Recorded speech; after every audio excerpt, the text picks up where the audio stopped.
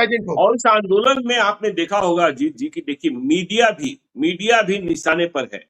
और हमने प्रारंभ में ही कहा कि मीडिया अब देखिए कहाँ कैसे खड़ा हो गया। आपने कहा ना कि एक बड़ा मीडिया संस्थान जो अन्ना आंदोलन को खड़ा कर रहा था, वह अभी के इस आंदोलन को विदेश पोषित बताने में साबित करने में लगा है। अब इसका परिणाम ये हो रहा है कि ग्राउंड जीरो पर वे पत्रकार जिन्हें ड्यूटी लगाई जाती है, वे थोड़े चैनल चला रहे होते हैं, वे को भाजन के शिकार हो रहे हैं। एक पक्ष जो आंदोलन कर रहा है वह उन्हें गोदी मीडिया कह देता है, और दूसरा पक्ष जो बैठकर टीवी स्टूडियो में चैनल्स में चिल्लाने वाले हैं, वह कहते हैं ये राष्ट्र विरोधी हैं, जो सरकार के खिलाफ बोलेगा। यह भी एक बहुत गंभीर संकेत है, और यह लोकतंत्र में उठ रहे आंदोलन को भयानक दिशा दे सकता है। जी बिल्कुल ज्ञानेश्वर जी, और ये बड़ी चिंता की बात है। हमारी तो अपील होगी तमाम जो लोग बैठे हुए आंदोलन कर रहे हैं, चाहे जंतर मंतर पर कर रहे हैं या बिहार में कहीं कर रहे हैं, मुंबई में कर रहे हैं, ये इस जो आपने कही इस बात को समझने की जरूरत है कि जो पत्रकार वहां गया है, हो सकता है वो सहानुभूति रखता हो सकता है वो जो छात्रों के आंदोलनकारियों के कौज से सहानुभूति रखता हो,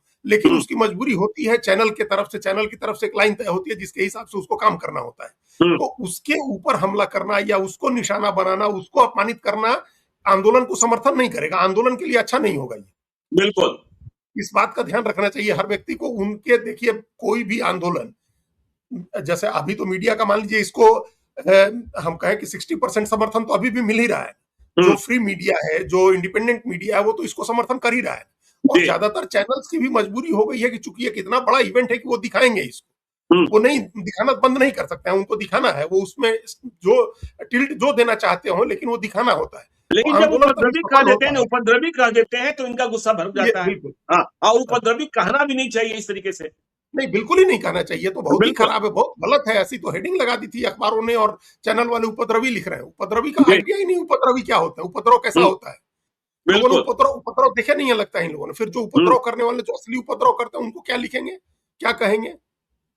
तो ये किसी चीज को लेकर के एकदम एक्सट्रीम पर चले जाना, इस बात को लेकर के, और ये एकदम पूरा नैरेटिव ये क्रिएट करना जैसे वो सारे लोग वहां जुटे हुए हैं तोड़फोड़ करने के लिए और सरकार पुलिस पर हमला करने के लिए या सरकार का विरोध करने के लिए। ये नहीं है मकसद उनका। वो अपने हक की लड़ाई लड़ रहे हैं। वो सिर्फ ये कह रहे हैं कि आप शिक्षा और परीक्षा की व्यवस्था को ठीक करिए। तो इसमें क्या गलत बात है, ये तो ठीक करना ही चाहिए सरकार को, और ये बेसिक चीज है ज्ञानेश्वर जी।